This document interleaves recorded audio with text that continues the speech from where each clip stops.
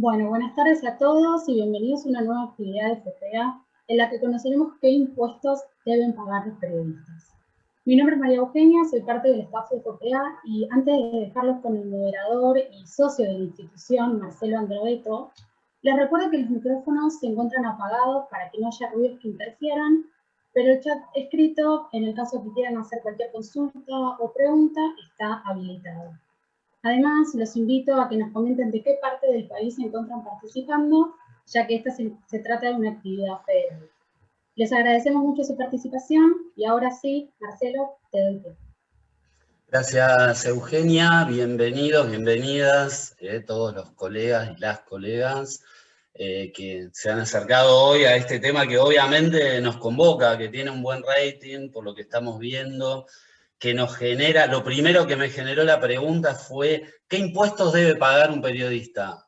¿Qué quiere decir? ¿Que tenemos que pagar impuestos que otros no pagan?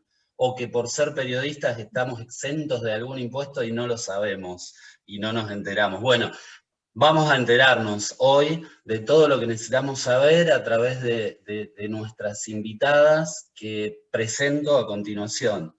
En primer término, le doy la bienvenida a la doctora Gabriela Russo, que es presidenta del Consejo Profesional de Ciencias Económicas de la ciudad de Buenos Aires.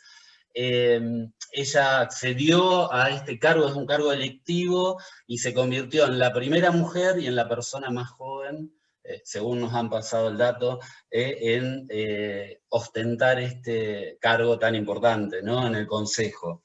Y también la bienvenida a la doctora María Verónica Fernández Guevara, quien va a ser la expositora de este tema y nos va a estar respondiendo a nuestras dudas. Ella es contadora pública, es licenciada en Administración y es además asesora tributaria del Consejo de Ciencias Económicas.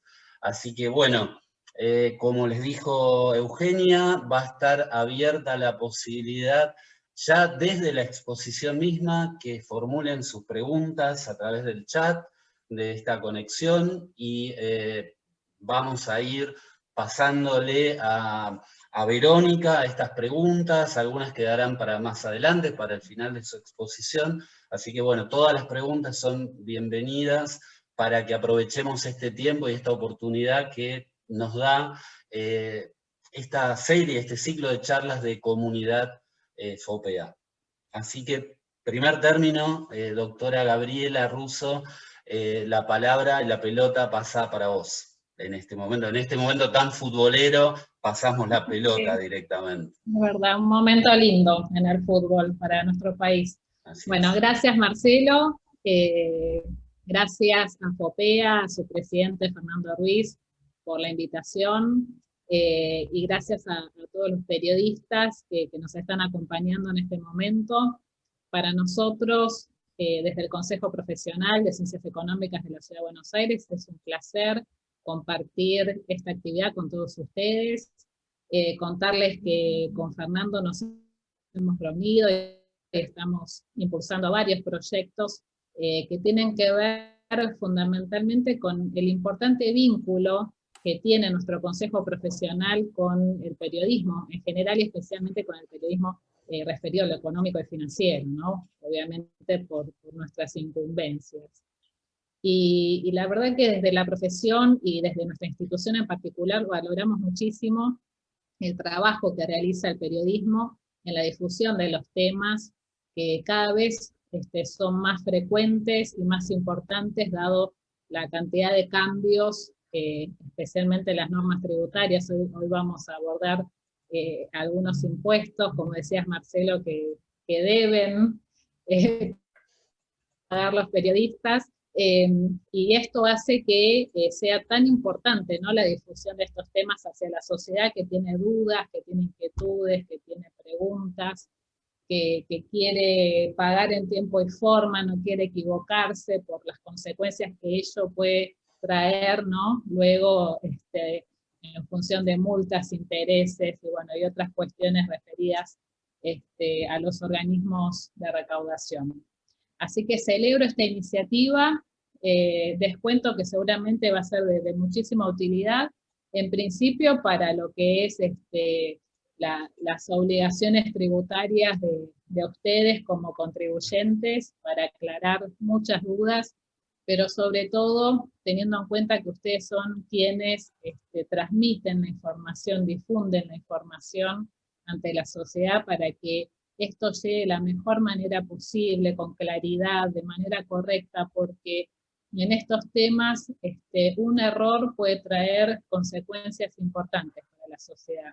Entonces, siempre nos alegra que nos contacten, que nos consulten, permanentemente estamos respondiendo preguntas de periodistas de medios gráficos, radiales, televisivos, en medios digitales, y eso nos alegra porque somos nosotros quienes tenemos la información a mano, que realizamos las normas, incluso que proponemos reformas en las normas. Ahora seguramente lo habrán leído, que Diputados tomó muchas de las propuestas que nosotros hicimos en la reforma del monotributo, que ahora se está tratando en el Senado. En ganancias también tomaron ideas nuestras en función de la perspectiva de género, así que estamos todo el tiempo proponiendo, teniendo en cuenta nuestra formación y nuestro vínculo directo con los contribuyentes, sobre todo con las pymes y los pequeños contribuyentes. Así que espero que disfruten de esta actividad, quedamos totalmente a disposición para futuras reuniones o consultas que quieran hacernos. Hoy, por parte del Consejo, va a exponer la doctora Verónica Fernández Guevara, que es parte de nuestro equipo de asesores tributarios del Consejo, que tenemos un equipo de lujo ahí, y Verónica es parte de ese equipo, un equipo que trabaja muchísimo, estudiando las normas todo el tiempo, respondiendo a las consultas a los propios profesionales, así que imagínense el nivel de formación y de estudio que se requiere para esto. Así que gracias, Verónica, también por acompañarnos, y bueno, que disfruten de esta actividad, y gracias a FOPEA nuevamente por la convocatoria. Bien, gracias, muchísimas gracias, Gabriela, por tu presencia, por tus palabras, y entonces ahora sí, cual pase de larga distancia como el que recibió Di María, te la paso a vos la pelota, Verónica, para que ya des el puntapié inicial a tu exposición. Muchas gracias, Marcelo. Bueno, realmente muy, muy contenta de poder estar esta tarde con ustedes. Además, qué mejor que haciendo cosas que son para nuestra profesión y también para colaborar con la profesión de los periodistas. Y realmente es una hermosa manera que tengo de festejar mis bodas de plata como matriculada del Consejo. Además de trabajar hace 17 años en el Consejo, hoy cumplo en estos días mis bodas de plata, así que es una gran alegría. Bueno, vamos a pasar entonces a ver todas estas cuestiones que tienen que ver con los impuestos que tiene que pagar un periodista. Y vamos a comenzar primero diciendo qué temas vamos a tratar. Vamos a hablar sobre el esquema que hay de impuestos nacionales, después vamos a comentar el monotributo, vamos también a hablar un poquito del régimen general, es un tema muy amplio, pero bueno, un pantallazo, algunas cositas de ingresos brutos, también vamos a ver qué pasa con aquellos periodistas que son empleados en relación de dependencia, y después, porque hasta ahí voy a hablar cuestiones más bien generales, vamos a comentar algunas novedades que hay del monotributo, algunas que vienen, y novedades que hay en el impuesto a las ganancias. Así que bueno, eso es todo lo que tenemos para comentar ahora, y bueno, vamos a comenzar. Tenemos un esquema de impuestos nacionales que se divide en dos grandes grupos, por decirlo de alguna forma. O sea, dos regímenes. El régimen general, que es lo que conocemos normalmente, ganancias, IVA, bienes personales, etc. Son todos estos impuestos, estos son los que más comúnmente vemos. Después también tenemos el otro régimen, que es el régimen simplificado, que es el que llamamos monotributo vulgarmente. Voy a comenzar entonces a comentarles un poquito qué es el monotributo, porque en realidad podríamos decir que todos nacemos en el régimen general, pero tenemos una posibilidad, si se dan las circunstancias, de poder optar por otro régimen, que es el monotributo. El monotributo es un régimen que es opcional, recordemos esto. Todos, en principio, si nos tuviéramos que ir a inscribir, podríamos inscribirnos en el régimen general, pero tenemos una opción, que es el monotributo, que es un régimen simplificado para aquellos sujetos que tengan la condición de pequeños contribuyentes. Esto de simplificado lo digo entre comillas, porque cada vez está más complicado, y diría yo que muy complicado. Hace mucho tiempo que dejó de ser simplificado. Le quedó el nombre. Es un tributo que reemplaza el impuesto a las ganancias, reemplaza el pago del IVA y también nos permite cumplir con las obligaciones previsionales. Tiene dos componentes entonces en su cuota, uno que es el componente impositivo y el otro el previsional y de la obra social. Es muy importante esto porque también pagando el monotributo alguien tiene posibilidad de tener una obra social. El monotributo va a tener categorías, son 11 categorías de la A a la K y 8 son la de la A a la H, que después vamos a ver un cuadrito, están habilitadas para servicios. Entonces, un periodista presta servicios, con lo cual, en principio, si no lo combinara con algún otro tipo de actividad, solamente podría estar dentro de las categorías A a la K, que son las de prestación de servicios. Después tenemos también entonces que el impuesto se va a pagar en función de esa categoría. Les voy a contar un poquito los requisitos que hay, pero bueno, siempre esto hay que verlo con un profesional, analizar bien cuál es la actividad, los ingresos, etc.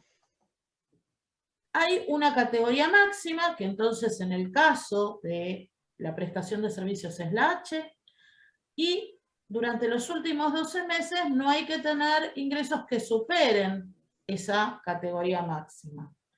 También hay una serie de parámetros. Esos parámetros, que después los voy a comentar, son parámetros que pueden o no darse en esta actividad.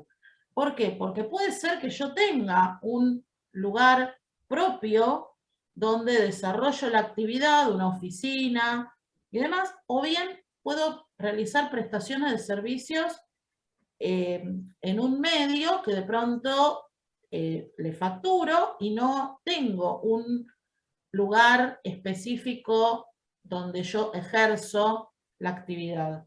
Porque puede ser que escriba artículos en mi casa, puede ser que trabaje haciendo notas en la vía pública, en los móviles y demás, y no necesariamente tenga un espacio físico dedicado al ejercicio de la profesión. Entonces esto de el resto de los parámetros puede o no presentarse.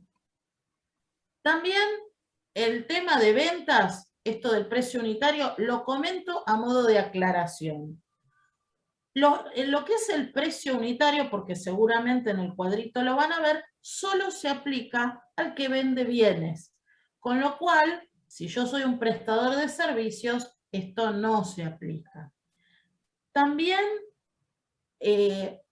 importación de servicios. No puedo hacer importación de servicios como monotributista. Sí, lo que puedo hacer, y es muy importante, puedo ser exportador de servicios. Esto es importante. Puedo prestar servicios hacia el exterior y ser monotributista. Y también puedo tener otras actividades en simultáneo. No puedo exceder de 3, o bien no puedo exceder las 3 unidades de explotación, porque por ahí, además de periodista, puedo tener un alquiler de pronto. Entonces, lo puedo también tener incorporado en mi monotributo. Como les comentaba, hay parámetros que hay que considerar. Y estos parámetros pueden o no ser aplicables. El que sí o sí, obviamente, se aplica es el de los ingresos brutos. Es decir, todos los ingresos que yo vaya teniendo por el ejercicio de la actividad, voy a tenerlos considerados. ¿Qué pasa si, por ejemplo, tengo, además de mi condición de monotributista, soy empleada en relación de dependencia? En ese caso, ese sueldo que yo tengo como empleada en relación de dependencia, no lo voy a tomar en cuenta para considerar mis ingresos. Es decir, no va a tener relación con la categoría en la que yo voy a terminar estando y cumpliendo mi monotributo. Como les decía, superficie afectada.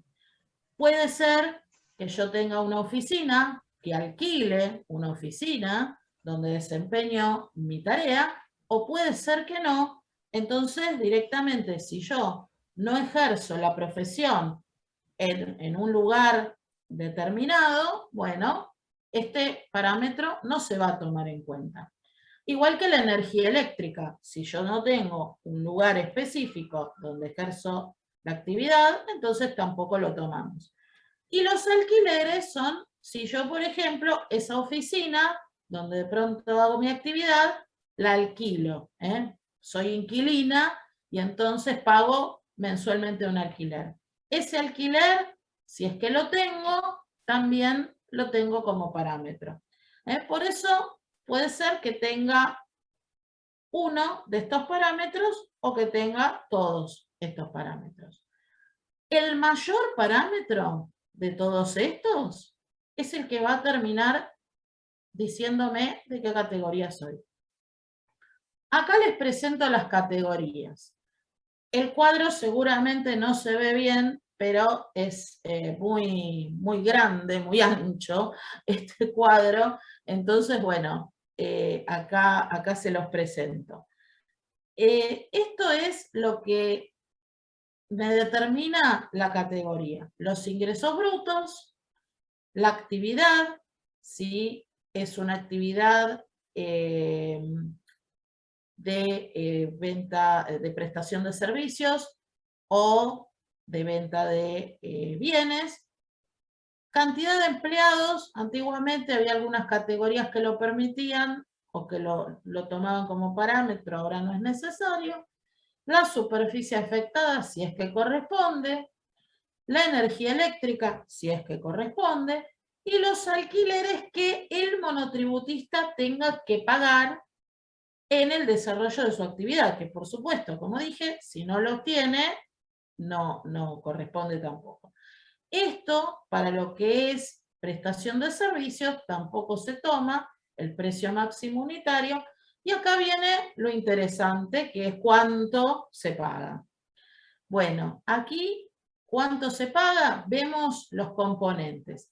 Si estamos en locación y o prestación de servicios, tenemos estas categorías, se paga desde 228 pesos con 63 hasta 9.414,80, a los cuales se les va a sumar el aporte al CIPA, que es el aporte jubilatorio, el aporte previsional, ¿sí? Y después también tenemos lo que es la obra social. En el caso de los aportes a la obra social. Es decir, que el monotributista cumple con sus obligaciones impositivas en sustitución del impuesto al valor agregado y del impuesto a las ganancias. También va a aportar para su futura jubilación y también va a hacer un aporte a la obra social, con lo cual podrá tener este servicio a través de la obra social que elija o podrá derivar su aporte hacia la prepaga que posea. cómo o en qué momento me debo categorizar o recategorizar. Cuando inicio las actividades, voy a tener una categoría. Esa categoría se determina a través de los parámetros que mencioné, que puedo o no tenerlos previamente, es decir, yo puedo no saber cuánto voy a facturar, entonces en ese caso se elegirá un ingreso que se supone que va a ser razonable a lo que se va a realizar, o bien, si yo ya tengo un contrato, bueno, en base a ese contrato se puede determinar cuál va a ser mi ingreso. Y posteriormente también se va a hacer la recategorización, que ahora voy a explicar en qué momento sucede. La recategorización es una especie como de ajuste que hacemos viendo cuál fue el ingreso y los parámetros en los últimos 12 meses y se realiza en enero y en julio. Es decir, que si por ejemplo cambio, por ejemplo, sé que voy a cambiar mi facturación porque me contratan de otro medio y va a cambiar mi ingreso, o voy a incorporar una publicación de noticias en algún determinado medio, además de lo que yo estaba haciendo. Bueno, en ese caso yo no tengo que hacer nada. Voy a esperar a enero y julio y voy a modificar mi categoría a través de un trámite que es la recategorización. La recategorización, ¿qué va a implicar? Que yo tenga una categoría superior o una categoría inferior. Y en ese caso, la modificación que se produzca de mi categoría va a tener efectos recién al mes siguiente en que esto suceda. Es decir, si me recategorizo en enero, comenzaré a pagar la cuota conforme a mi nueva categoría en febrero, y si estoy en julio, comenzaré a pagar distinto a partir de agosto. Verónica, ¿me Sí. permitís que te interrumpo un Sí, cómo segundo? Hay un asistente que pide si por favor podés poner la placa de los parámetros nuevamente, Sí. volver atrás, que quería verla nuevamente, ahí ¿Esta de brevemente. los parámetros Sí. o la de las... Esta? No, entiendo que esta, porque mencionó los parámetros, sí, entiendo. Le Perfecto. pregunté si tiene alguna pregunta al respecto, pero me dijo que básicamente quería verla nuevamente. Y aprovecho yo, estoy recopilando algunas preguntas muy interesantes que Sí. van apareciendo. Algunas no están directamente vinculadas a monotributo, así que las dejamos para más adelante o para el final. Pero te hago una pregunta, tal vez venga en breve tu respuesta, pero te la adelanto. ¿Cómo En el no? caso de que facturemos para un medio en el exterior, siendo Sí. monotributistas, ¿hay algún tipo de cuestión impositiva a nivel bancario que después debamos tener en cuenta a la hora de recibir esos honorarios desde el exterior? Bueno, te la dejo ahí, vos sabrás Sí. cuándo lo podés responder. No, la contesto ahora. Dale. Como dije, el monotributista puede exportar servicios. Entonces, va a ser una factura especial que la factura que hace normalmente el monotributista es la factura C, pero en este caso va a ser una factura especial distinta, que es la factura E. Lo que tiene el monotributo de ventaja y desventaja es que, por ejemplo, si en el exterior le hacen algún tipo de retención impositiva, esa retención impositiva no la va a poder computar en lo que es contra su pago de monotributo. O sea, va a ser un costo más que va a tener. En cambio, en el régimen general sí hay maneras de morigerar este efecto. Pero digamos que esa es la cuestión. O sea, va a tener esa situación especial. Después, todo lo que tiene que ver con lo bancario, ya es un tema que excede lo que es la parte impositiva y que pertenece al área del comercio exterior. Okay. Entonces, todo eso, siempre mi recomendación es, antes de hacer una operación, ir al banco en que tenemos nuestra confianza y solicitar asesoramiento en el área de comercio exterior, o sea, ir específicamente a hacer una consulta a lo que es comercio exterior, que realmente no son cosas demasiado complejas, porque esto es muy frecuente, la prestación de servicios en estas condiciones. Y aparte es bueno saber que es una posibilidad más que tiene el monotributista, que no le implica tener que cambiar su condición. Bien. Ahí, sí. Sí. Ahí, empiezan a llegar ahora, Verónica, algunas preguntas ya que tienen que ver directamente con el tema del monotributo. Creo que lo dijiste, pero para chequear, si uno se inscribe en monotributo ahora en julio o se recategoriza, primer pago es en agosto, ¿verdad? No, el primer pago, ahora iba a hablar de los pagos, justamente. Bien. No, el primer pago es en el mes en curso. Es decir, que si yo hoy me anoto, el 20, que es el día de vencimiento, ahora lo voy a comentar, tengo que estar pagando la cuota. Antiguamente, hace muchos años, sí era de esa manera, pero hace ya unos cuantos años que esto ha sido modificado, si no me equivoco, en el año 2010 fue modificado. Entonces voy a ese tema, justamente.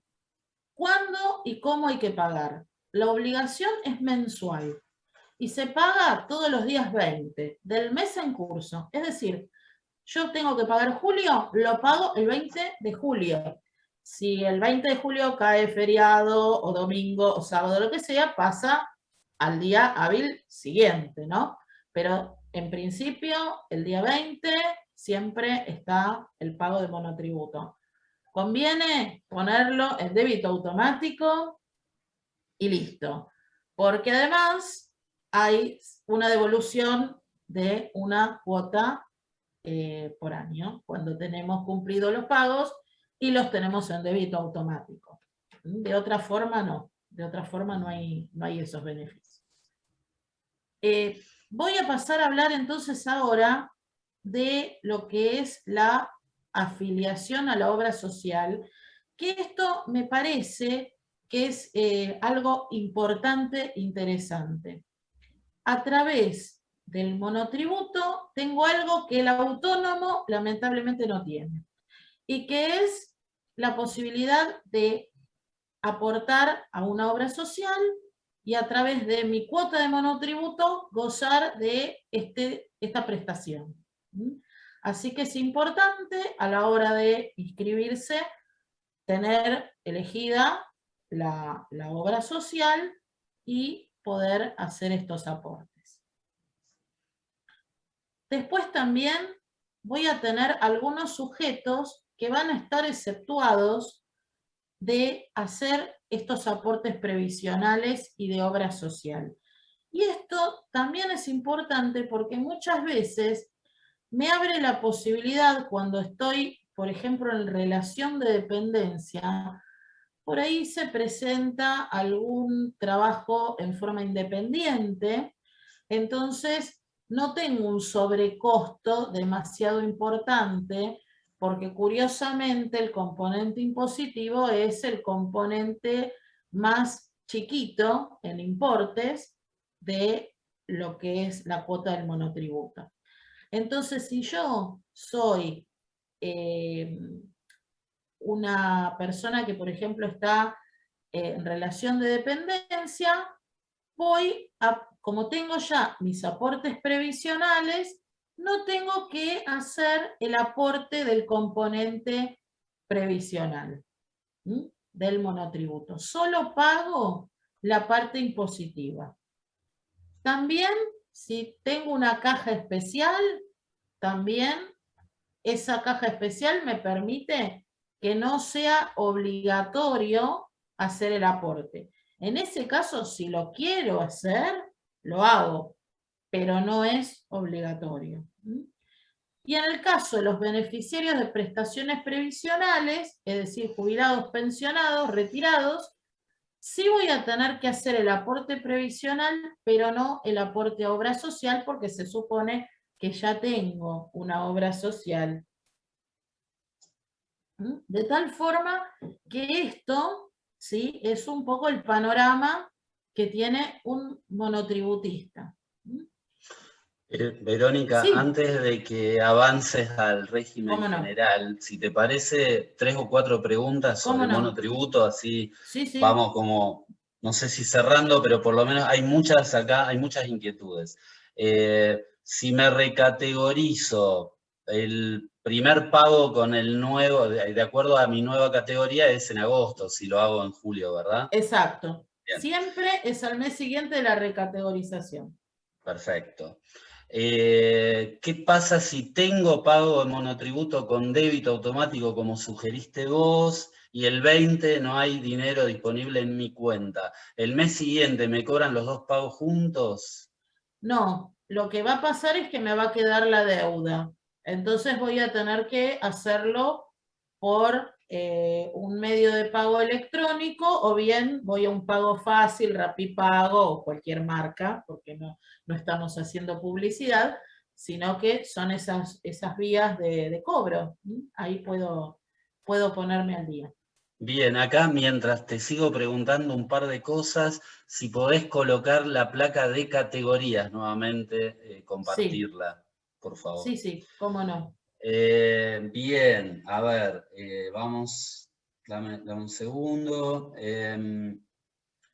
Bueno, acá la pregunta del millón me parece, porque se nos hizo mucho lío a los monotributistas, y acá me incluyo, con todo este tema de la recategorización de oficio retroactiva, enero, quedó suspendida. ¿Qué tenemos que hacer ahora en julio? Que ya estamos, digamos, estamos en julio, digamos, Bueno, ¿no? en realidad es una de las cosas que voy a comentar después, pero se las adelanto. La AFIP lo que dice es que hasta que no esté, o sea, hizo un comunicado, porque en realidad esto que voy a decir no es norma. Aclaro, no es una norma.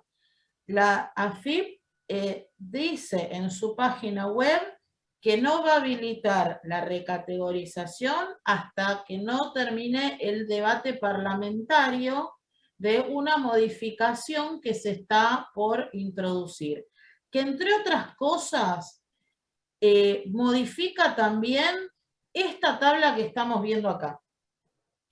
Así que digamos que por ahora estamos como en expectativa.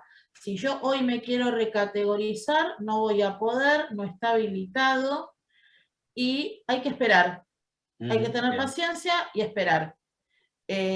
Porque, como les digo, es lo que anunció el fisco, se supone que si lo anunció es lo que va a suceder, pero bueno, es lo que tenemos por ahora. Bien, acá una pregunta que se la hago a Eugenia o a Majo. Preguntan ya varias personas si esta exposición va a estar subida, entiendo yo que sí, al canal de YouTube de Fopea o algún otro lugar, pero si lo pueden aclarar en el chat, por favor, me están preguntando varias personas ya.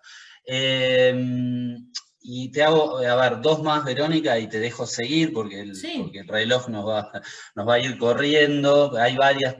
Acá hay una pregunta sobre monotributo social. Sí. Si lo podrías explicar en qué consiste. Bueno, el monotributo social es algo muy, pero muy acotado. O sea, no tengo que tener ningún tipo de otra actividad y tengo que estar dentro del listado de lo que es el monotributo social, y es un monotributo que maneja ANSES. O sea, se maneja con ANSES y se maneja con lo que es el Ministerio de... no es acción social, ahora se me puso acción social en la mente, pero no es el de desarrollo social, ahí está. O sea que es como que, si bien se percibe a través de la AFIP, no es el monotributo que nosotros conocemos. Y simplemente está muy acotado, se hace un aporte de tipo más bien previsional, y solamente se puede tener con ingresos que llegan a lo que es la máxima categoría, el máximo importe de la categoría A. Y se puede tener en esas circunstancias. O sea, no es lo que uno podría decir, lo tomo como algo que si esporádicamente facturo, me anoto ahí. No tiene esa finalidad. Si yo esporádicamente facturo, y esto creo que es bueno comentarlo, yo puedo darme de alta y de baja del monotributo las veces que yo quiera. O sea, yo por ejemplo necesito facturar hoy, me doy de alta, pago mi cuota, y el mes que viene, si no lo necesito, me puedo dar de baja. No es necesario que esté permanentemente adherida a este régimen. Claro. Y eso es importante también saberlo. Esto, Verónica, claro, sobre todo si tenés algún otro ingreso en relación de dependencia, ¿no? Claro. Porque si solamente sos monotributista y cortás, digamos, los aportes también. Por supuesto. Obra social y por supuesto. previsionales. Pero digamos que si, no sé, estuviera en una situación que yo necesitara darme de baja porque no me queda otra, ¿sí? Porque, por ejemplo, esto es una cosa que se consulta mucho, lamentablemente, con la pandemia, sobre todo, que si no lo puedo afrontar o hay alguna situación, puedo darme de baja. Sí, desde ya hay que evaluar eso, ¿no? Que de pronto me quedo sin obra social. Pero bueno, si se diera ese extremo, lo puedo hacer. Lo que es el régimen general es un poquito más complicado en ese punto. Claro. Acá este es bastante flexible en ese punto. Acá hay una pregunta que realiza Julia, que creo que la puedo contestar yo. No, bueno, mejor contestarla vos. Pero los ingresos brutos que figuran acá en la tabla que estamos viendo son anuales, ¿verdad? Son de los últimos 12 meses. Sí, son anuales, son los últimos 12 meses. Por ejemplo, si yo hoy supongamos que estuviera todo normal y que no esté este debate parlamentario, etcétera, si yo tuviera que hoy analizar una recategorización de un contribuyente, tengo que mirar, por ejemplo, qué es lo que facturó de julio del 2020 a junio de 2021. Y me fijo en esta tabla. Eso es lo que tendría que hacer. Después, bueno, tenemos todo este tema de que vamos a ver cuándo lo habilitan, pero bueno, eso acá sería lo que habría que hacer.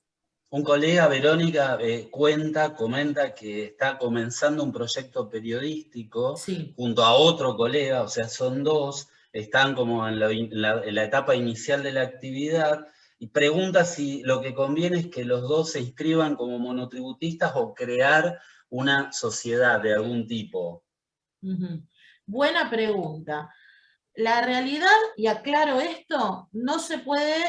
Antes se podía, no se pueden armar sociedades monotributistas. Esto es importante, porque antes las sociedades de hecho podían serlo.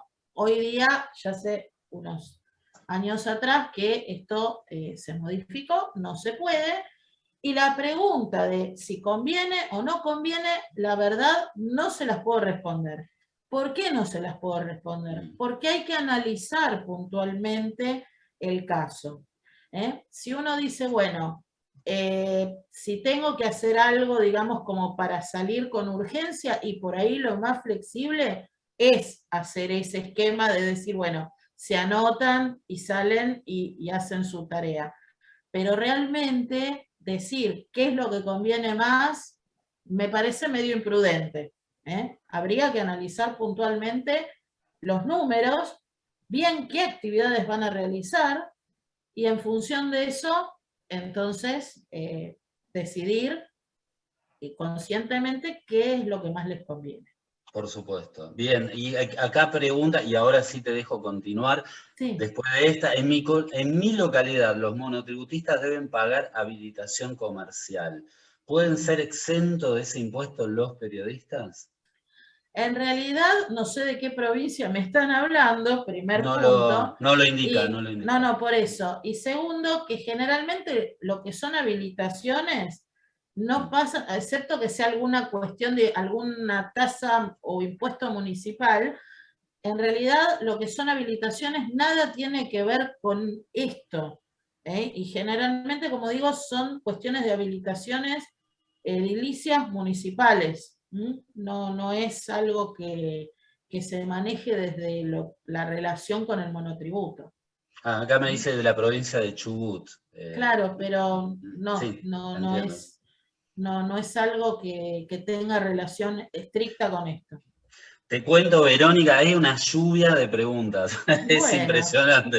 La verdad que estás teniendo mucho rating y después, bueno, seguramente muchos van a recuperar. La verdad es un tema que nos interesa y un montón. En particular, hoy en día, en que cada vez somos más los comunicadores y periodistas que ya no estamos en relación de dependencia, ¿no? Que somos trabajadores claro. independientes y esto, bueno, así que si querés, te Sí, propongo que sigas adelante con tu sí, plan, digamos, fíjate de hacerlo lo más breve posible porque cómo todavía no, tenemos un montón de preguntas de monotributo que después al final algunas cómo no, te las voy a realizar, ¿ok?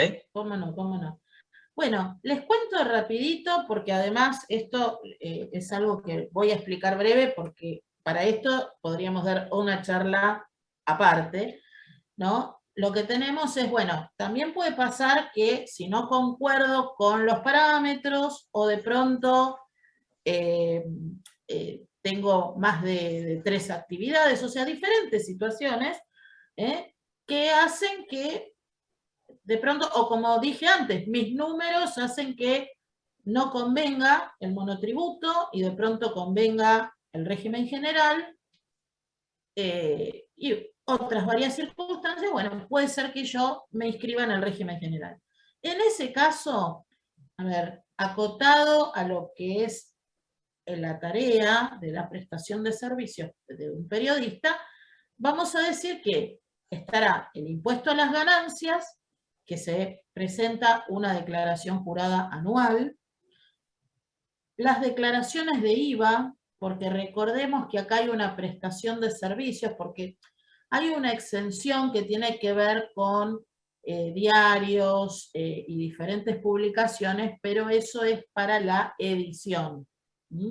Entonces, de pronto, si yo además de ser periodista, publico un medio, bueno, ahí sí puede ser que en ese caso tenga posibilidad de gozar en ese punto de la exención. Y también lo que son los aportes previsionales, que se paga mensualmente.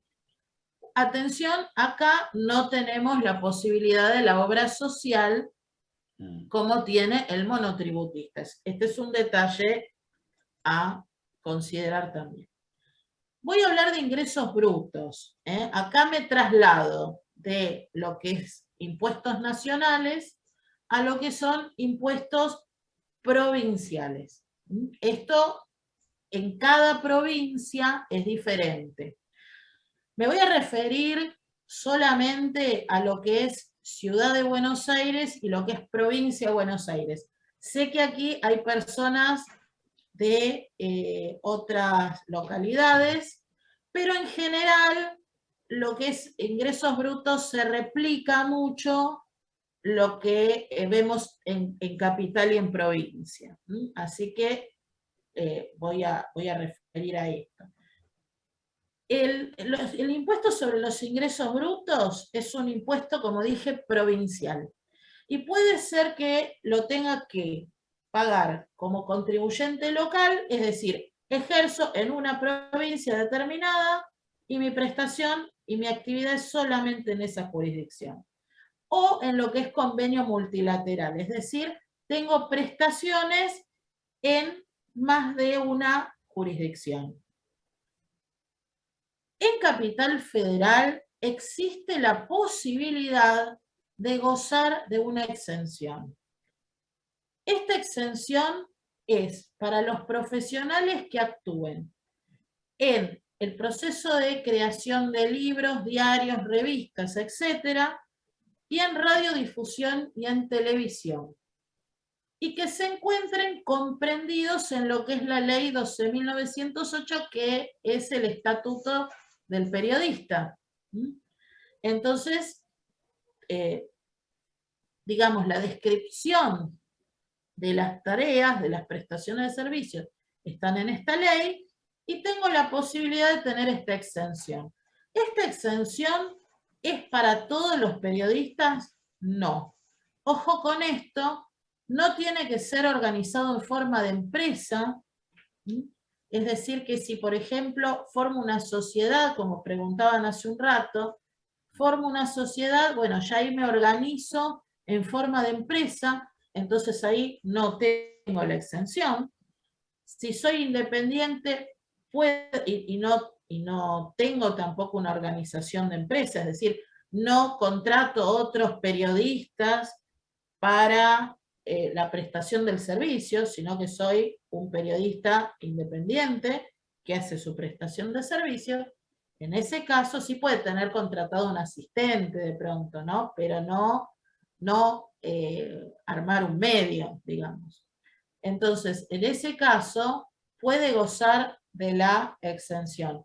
La exención tiene requisitos, esos requisitos están en una resolución, la 4170 del año 97, y tiene que tener todos los requisitos que están allí, que incluso hay que cumplir con alguna afiliación y demás, que bueno, en honor a la brevedad no voy a entrar en todos los requisitos, pero sepan y consulten con sus asesores impositivos sobre esta exención de la cual pueden llegar a gozar.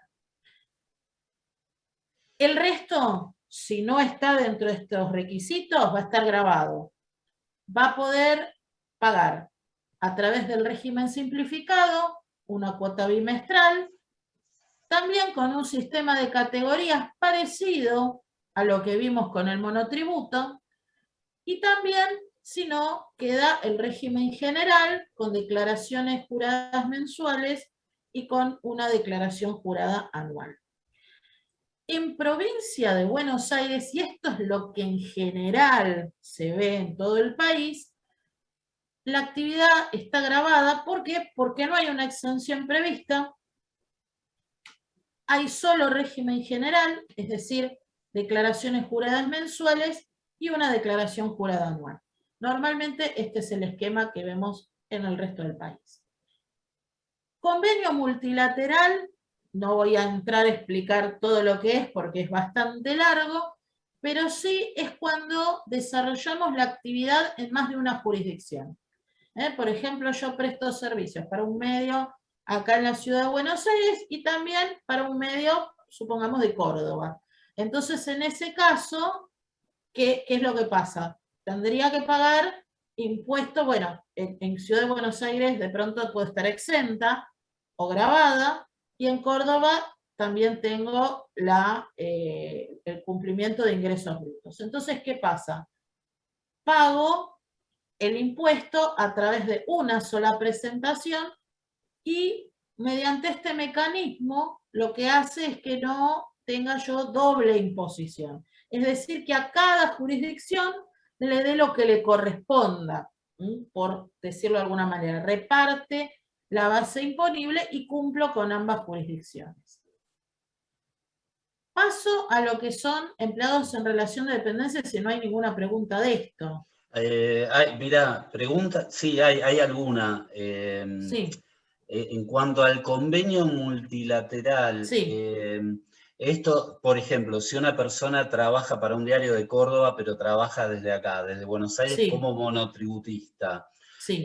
ya que mencionaste Córdoba, Sí. esta declaración, digamos, este impuesto que habría que tributar, o sea, este tributo a la provincia de Córdoba, Sí. ¿tiene que hacer algo el medio, digamos, para el cual uno trabaja, o es la responsabilidad recae en el monotributista que está acá? Es la responsabilidad del sujeto anotarse en los impuestos que corresponden. Por supuesto, esto no quita que cuando me vayan a pagar, por ejemplo, el medio que me pague pueda ser lo que se llama un agente de recaudación. Entonces puede ser que me efectúe una retención. porque se dan las circunstancias de hecho imponible que hacen que corresponda una retención. Esto puede pasar. En cierto modo, ¿qué es lo que pasa? Si yo hago esas prestaciones de servicio y no estoy regularizada en mi situación impositiva, el hecho de que existan estas retenciones no solamente hace que el fisco, ejemplo Córdoba, recaude, sino también que se sepa que hay alguien que está operando con esa jurisdicción. Después, el mundo de las retenciones en materia de ingresos brutos es tremendo. Y hay provincias que son terribles en sus esquemas de retención. Y además, ya de por sí existen lo que son las retenciones bancarias también, que muchas veces los fiscos detectan algún tipo de actividad por cruces de datos con AFIP, por ejemplo, y entonces me empiezan a aparecer unas retenciones grandes, que es donde me doy cuenta, porque a veces son centavitos que me van reteniendo, y de pronto hago una operación grande en mi cuenta bancaria y ahí me retienen un dinero que digo, ¿y esto qué fue? Bueno, esto que fue es que, por ejemplo, si no estoy bien regularizada, puedo estar en un patrón de riesgo fiscal y me retienen bastante dinero, y bueno, ahí sí voy a regularizar seguro. Porque, porque bueno, es una invitación a hacerlo. Bien, acá bueno, me preguntan, sí. Verónica, si la exención de ingresos brutos en Cava hay que tener Sí. una facturación inferior a algún monto, y apuntan que en 1997, Sí. bueno, era de 40.000 pesos, era mucho eso. Exactamente. Les cuento una cosa, cuando preparé esta charla, vi eso de los 40.000 pesos y me remití a la ley impositiva de la ciudad y realmente les digo que no pude encontrar el monto. Pero me llama poderosamente la atención que no esté el monto, porque todos los importes se van renovando en la ley impositiva, pero realmente no lo pude encontrar. Lo que debe suceder es que no debe haber sido actualizado ahora en la última ley impositiva del 2021.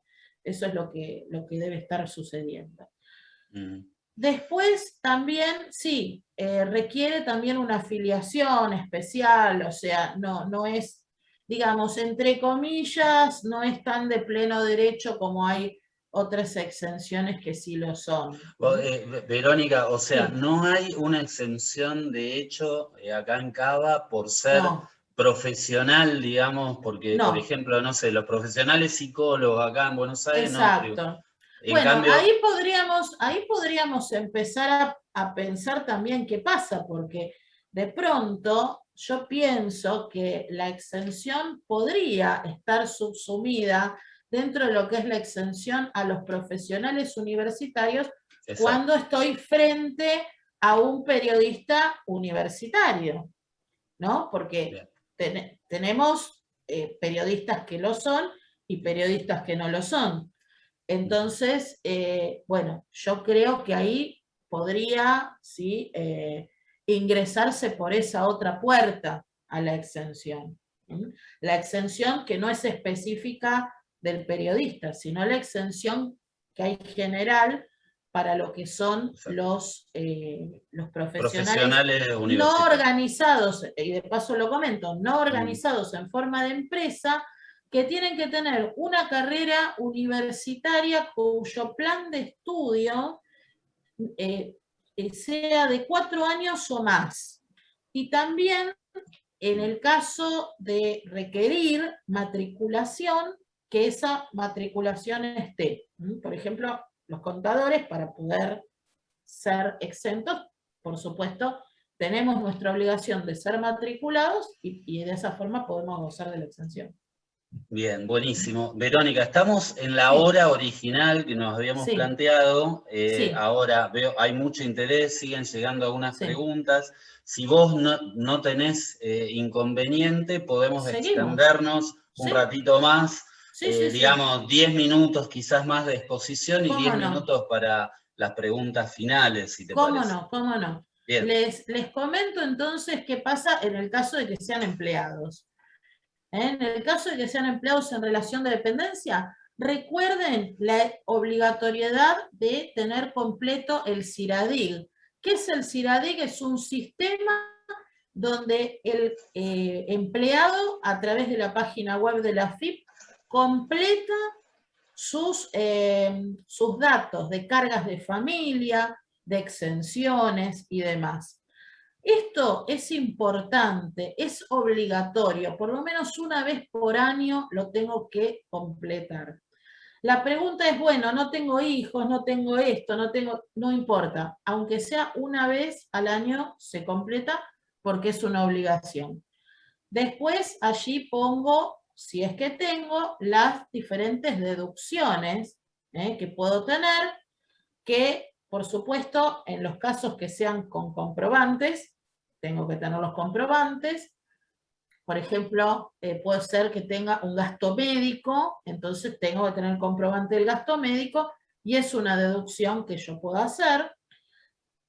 Por supuesto, lo que son las cargas de familia, hijos hasta 18 años, cónyuge. Ahora, a partir de este año, que después lo voy a comentar con las novedades, también se puede computar a él o la conviviente.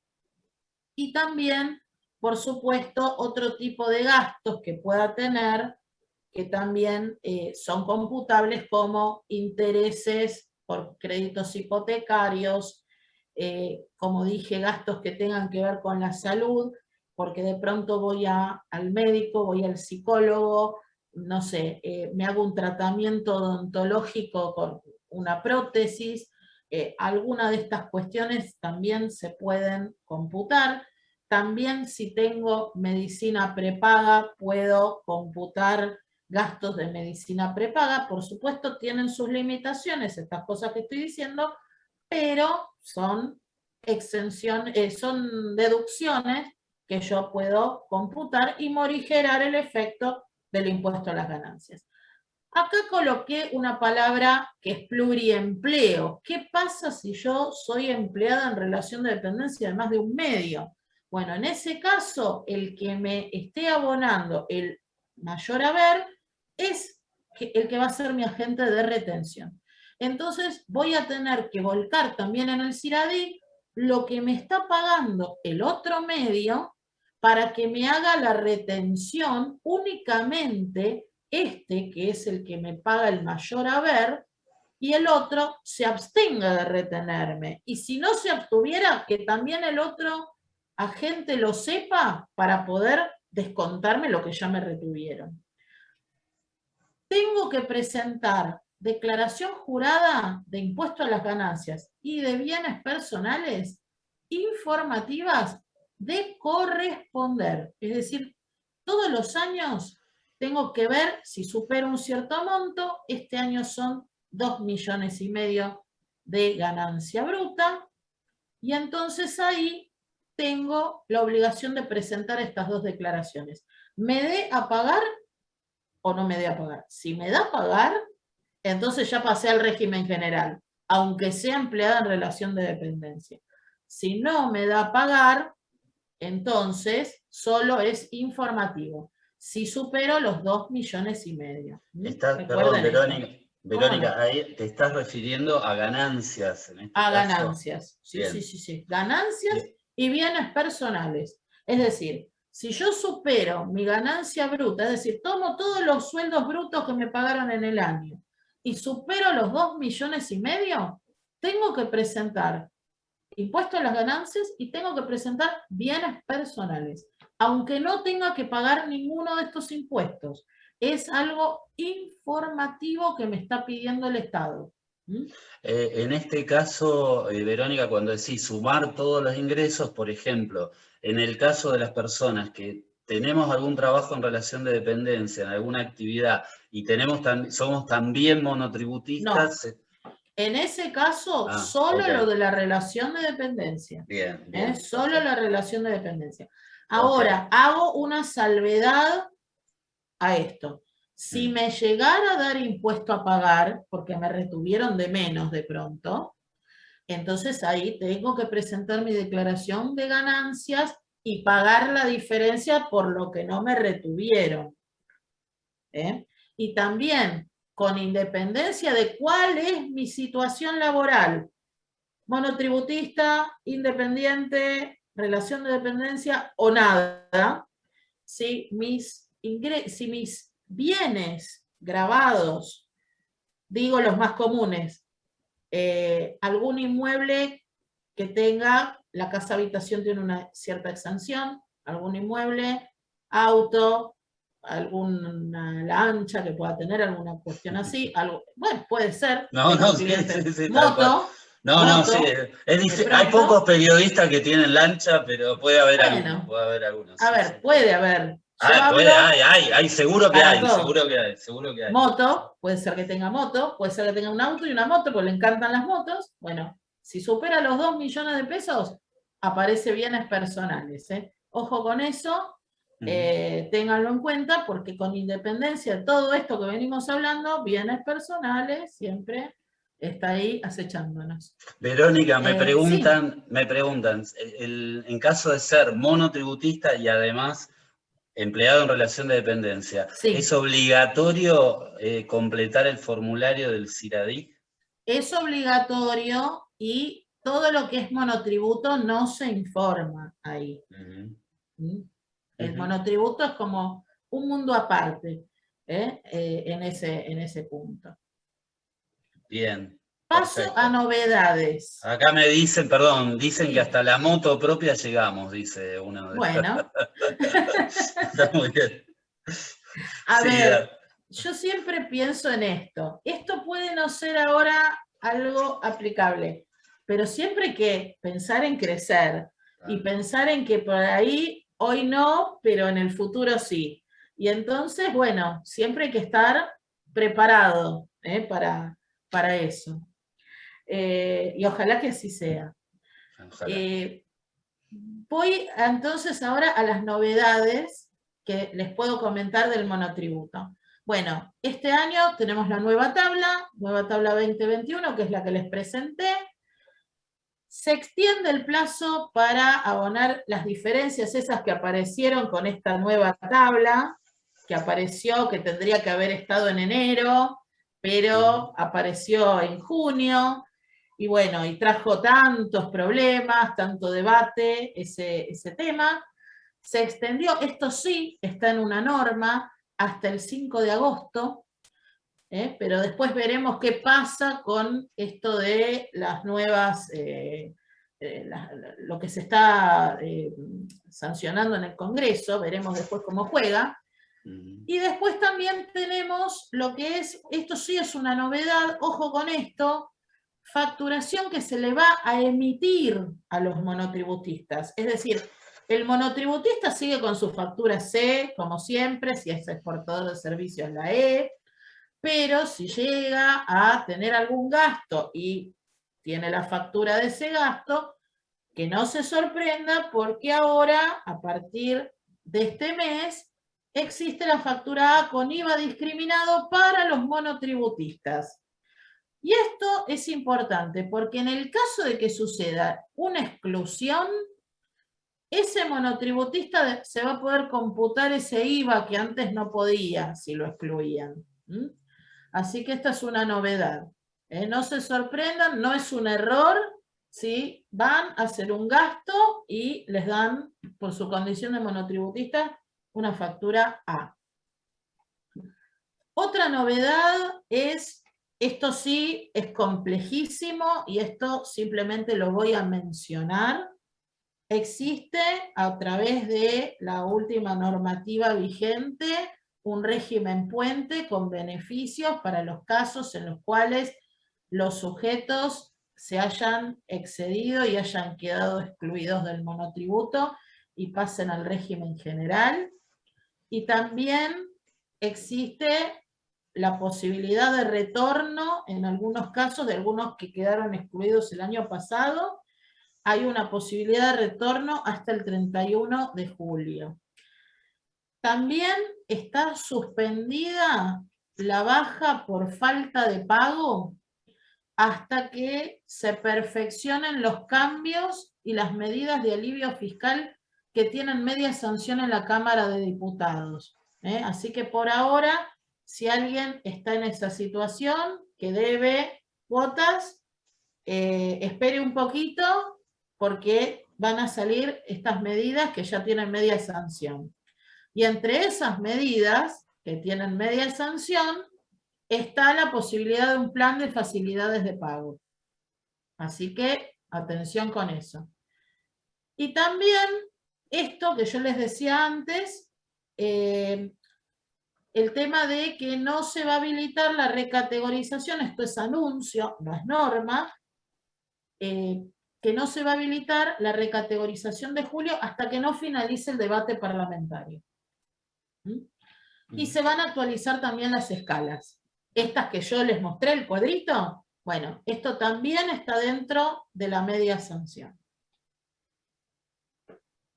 Paso rápido, y con esto vamos terminando, Sí. a algunas novedades. Algunas comenté cuando hablé de la relación de dependencia en el impuesto a las ganancias, pero bueno, les cuento, si alguien tiene bono por productividad, este bono tiene un tratamiento exentivo hasta un cierto porcentaje para aquellos que tengan ingresos mensuales de hasta 300.000 pesos. El sueldo anual complementario pasa a estar exento en aquellos casos donde el haber no supere los 150.000 pesos. También en materia de cargas de familia, como les comentaba, esto no es para 2020, es para 2021, esto que estoy diciendo. Se incorpora como carga de familia al conviviente, él o la conviviente. También se incrementa, se duplica lo que es la deducción por hijo, cuando es un hijo o hijastro menor de 18 años que esté discapacitado y que no pueda ejercer algún tipo de trabajo. Esto también es una novedad importante. En materia de deducciones especiales se incorpora, y esto es lo más sonado en estos últimos tiempos, es el tema de las remuneraciones que no superen 150.000 pesos. Se les adiciona una deducción que haga que en el juego numérico quede sin tener que pagar impuesto a las ganancias. Y los que están entre 150.000 y 173.000, también se les incorpora esta posibilidad, pero con ciertos montos. No va a quedar totalmente eximido del impuesto. Esto realmente yo lo explico como un pantallazo porque realmente es bastante complejo, pero bueno, para que sepan por lo menos de la existencia de estas novedades. Movilidad y viáticos, también hay posibilidad si están fijadas dentro de los convenios. ¿Me ibas a preguntar algo, Marcelo, o sigo? No, simplemente iba a apuntar algo ahora, ya que me preguntaste, yo te digo que hay algunas preguntas que obviamente no vamos a llegar por una cuestión de tiempo a poder planteártelas a vos, y que además en algunos casos son cuestiones tal vez como muy personales. Ajá. Y como siempre entiendo yo que la sugerencia es consultar con un profesional, digamos, con su contador o contadora, incluso si quedan dudas, porque básicamente todo lo que vos nos estás trayendo es un panorama muy amplio y que obviamente nos puede despertar justamente, ¿no? Encender también alguna luz de alarma y decir, a ver, quiero mirar realmente, poner la luz sobre esta cuestión mía y ver si tengo que cambiar algo o accionar en algún sentido. Por supuesto, por supuesto. Después, por eso, acá hay algo nuevo también para los que son papás y mamás, que tenemos lo que son los gastos de guardería, porque a veces pasa que, bueno, que hay algún tipo de cobertura como beneficio al empleado que se le paga algún monto por gastos de jardín, guardería. Bueno, en estos casos también, si son para menores de hasta 3 años de edad, se les da se excluye esto del pago de impuesto a las ganancias. También muchas veces se le provee a los empleados herramientas educativas para los hijos, esto también, o algún curso que se le otorgue a los hijos o al propio trabajador. En ese caso también se considera excluido. Estas son novedades, porque después hay otro tipo de exenciones o cuestiones que yo no las comento porque no son novedades. Y después también lo que es, esto se mantiene en el caso de la zona patagónica, todo lo que son los montos de deducciones, etcétera, se les adiciona un incremento del 22%, este beneficio se mantiene. Es, digamos, la última novedad que tengo como para comentarles. Así que, Marcelo, si querés, abrimos a preguntas, ¿no? Sí, seguimos con las preguntas. Mirá, creo que vamos a cerrar vamos a 15:30, vamos a cerrar. Tengo 3 preguntas acá elegidas de las varias que todavía quedaron pendientes.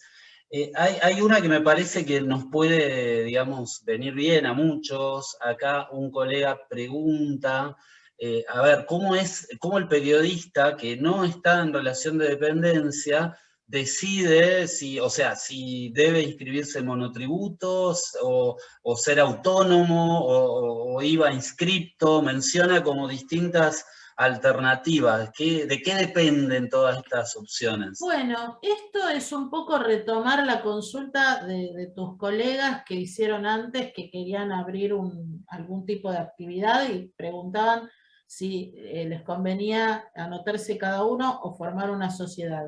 En realidad, la respuesta en cierto modo es la misma, porque depende, y a veces depende, muchas veces, sobre todo en la prestación de servicios, a veces también depende a quién le vamos a proveer los servicios. Porque puede ser que me convenga estar en el régimen general, porque de pronto tengo un caudal de gastos que me convenga deducir, cosa que en el monotributo no puedo hacer. Puede ser que el medio para el que yo trabaje esté interesado en trabajar con sujetos del régimen general. Esto en el mercado en general de las prestaciones de servicios a veces ocurre. ¿Por qué ocurre? La respuesta sería a veces porque sí, o por algún tipo de estructura de costos de mi cliente, y de pronto me interesa ese cliente y lo hago porque lo tengo que tener de cliente, pero si no, desprendiéndonos de todas estas cuestiones, lo que nos va a decir si conviene o no puede ser si me estoy iniciando, que eso es un factor, si mi facturación va a ser permanente o no, si de pronto estoy en una relación de dependencia y esto va a ser algo que no vaya a fluir, digamos, en forma periódica, sino esporádica. Y también puede ser, como digo, los números que yo elabore me van a decir qué más me conviene. Muchas veces en lo que son prestaciones de servicios que no tengan un alto costo de insumos, puede ser que me convenga el monotributo. ¿Por qué? Porque básicamente mi capital, ¿cuál es? Mi capital de trabajo es el intelecto. ¿Sí? Y lamentablemente el intelecto no se cuantifica. ¿Sí? Entonces, bueno, puede ser que en esos casos convenga el monotributo. Bien, Verónica, muchas gracias. Una pregunta más, una de las que fue bien tempranera y me la había dejado acá guardada, creo que puede ser de mucho interés a muchas personas. ¿Qué sucede? Acá cuentan un caso, ¿no? un portal de noticias Sí. que empezó a recibir o a convocar, a hacer una campaña de donaciones para que el público, digamos, le realice donaciones. Entonces, esto a través de Mercado Pago. La pregunta concreta es si estas donaciones, estas contribuciones, tienen que ser facturadas de alguna manera, si hay alguna ley, algún régimen que contemple estas cuestiones. Bueno, a ver, hay una cuestión que hay que tener en cuenta. En el mundo, sobre todo en el mundo de YouTube y ese tipo de cuestiones, se ve mucho esto de hago una determinada X actividad en vivo o hago algo y digo recibo donaciones. En realidad, a ver, en impuestos existe lo que se llama la realidad económica. La realidad económica es sacarle el disfraz, digamos, digo disfraz no malamente, sino es como una vestimenta, digamos, que le saco a la operación y me fijo cuál es la operación real. Entonces, ¿qué pasa? La pregunta acá que yo repreguntaría en este caso es una donación o es una contraprestación por un servicio que yo estoy dando? ¿Sí? Entonces, si la persona, o sea, porque puede ser una donación, es decir, a mí me obsequian, una donación es un regalo, es algo a título gratuito. Jurídicamente es algo a título gratuito, sin una contraprestación. Es decir, yo le regalo a alguien algo. En este caso, se lo obsequio a este medio. Y este medio simplemente lo recibe. Uno podría decir, bueno, ahí, ¿por qué lo hago? Y porque quiero fomentar que exista, no sé, un medio independiente, lo que sea. Bueno, en realidad, en lo que es una actividad con fines de lucro, es bastante difícil que se comprenda que se reciben estos regalos. Y ahí viene el problema de la realidad económica. Entonces, en esto de la realidad económica se puede entender que en realidad yo lo hago para, por ejemplo, acceder a las noticias. Y en realidad lo que estoy haciendo es pagar. Por eso hay una delgada línea ahí. Y puede ser que todavía no esté muy esclarecido el tema, digamos, a nivel legislativo, de legislación. Y en realidad yo me inclinaría a pensar que sí, que está, porque vuelvo a repetir, las palabras, le podemos poner el nombre que queramos, pero hay que ver qué es lo que realmente hacemos. Entonces, si en realidad yo lo que hago es recibir esas donaciones, entre comillas, para que el medio siga existiendo, o porque me abren una llave a que yo pueda leer ciertos artículos o lo que sea, y en realidad es como una suscripción. Sí, claro, yo entiendo, sí, entiendo por el tipo de pregunta, pero desconozco el caso particular, que se trataría más bien de unos contenidos que están abiertos a todo el mundo, claro, y que se les pide creo incluso que página 12, si no me equivoco, por lo menos hace un tiempo yo había visto que aparecía, ¿no? Incluso un medio grande como Página 12, claro, diciendo si usted leyó hasta acá es porque le interesa nuestros contenidos, y se abre la posibilidad de hacer una donación. O sea, claro, no es que de la donación o no depende la lectura o el acceso, sino que se pide... Pero me están dando una contraprestación. Eso está claro, sí, eso está claro. Que yo estoy leyendo la nota. Exacto, sí. Que no me pongan una clave de ingreso para que yo la pueda leer, bárbaro. Pero en cierto modo está bien, es una opción que yo puedo decir, lo hago, no lo hago, pero la realidad económica me genera un ruido, digamos, de pensar que esto es algo que tiene contraprestación y que además quien me está haciendo esta prestación no es una entidad sin fines de lucro. Entiendo.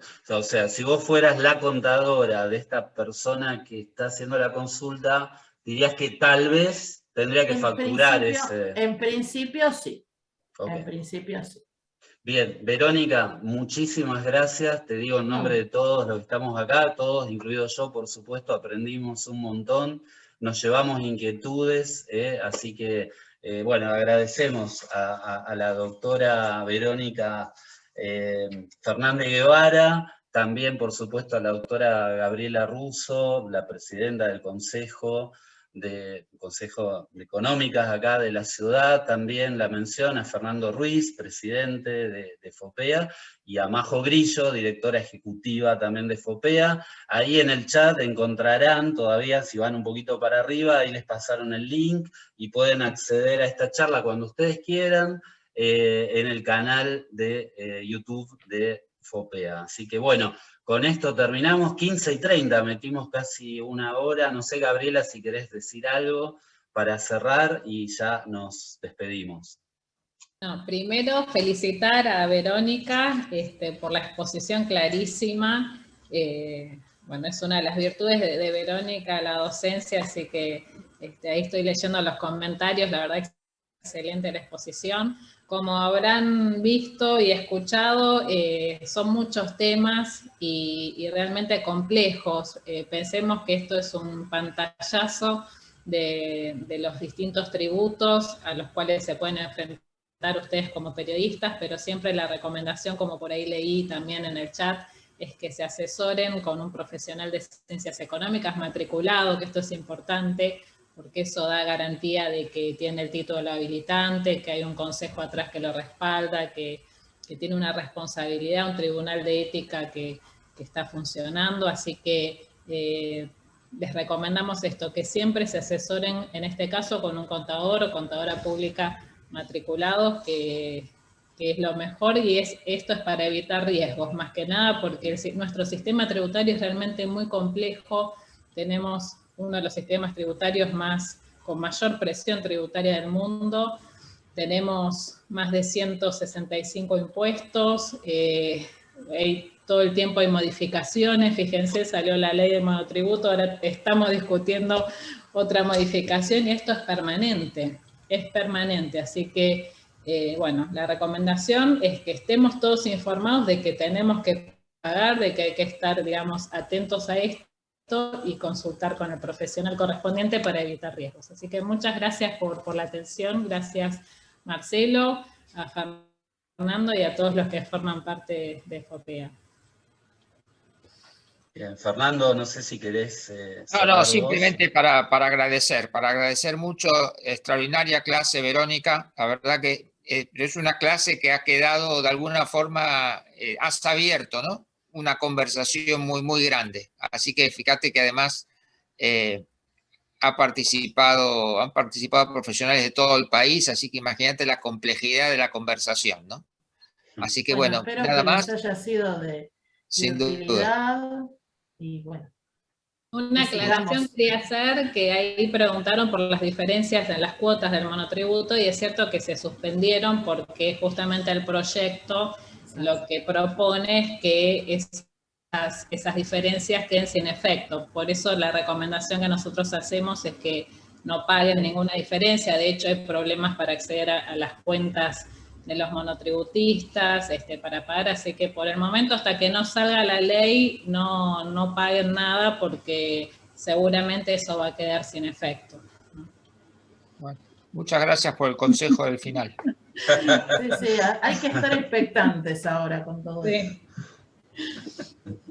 Bien, bueno, gracias. Sí, nos quedamos con estas últimas palabras. Siempre es una buena noticia no pagar, aunque sea por un tiempito, hasta que tengamos después que ver cómo seguimos. Nosotros, así, gracias. Desde el Consejo ayudamos mucho para esto, pues salimos en todos los medios justamente reclamando, nos hicimos eco de los monotributistas, más allá de nuestros profesionales, porque bueno, nos parecía injusto que haya diferencias en cuotas que ya habían sido abonadas en tiempo y forma. Así que han escuchado nuestro reclamo y, bueno, por suerte se está debatiendo en este momento. Ahí hay Gabriela, llévenle consuelo a algunos que pagaron porque quisieron ser muy cumplidores.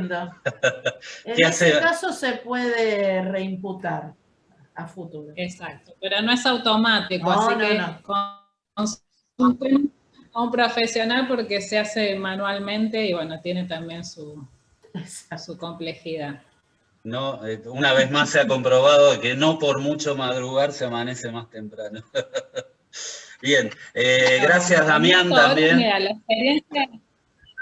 experiencia es que hay que esperar, últimamente más que nunca, porque fíjense, también la recategorización que tenía fecha se postergó, pero también fue informado con poco tiempo, lo mismo esto de la postergación de la cuota de junio, así que siempre recomendamos, hay muchos que son pagadores que enseguida quieren pagar, pero en el monotributo siempre hay que esperar el 20 por las dudas. Sí, pagadores compulsivos a abstenerse, ¿no? Sí, tal cual, en los impuestos.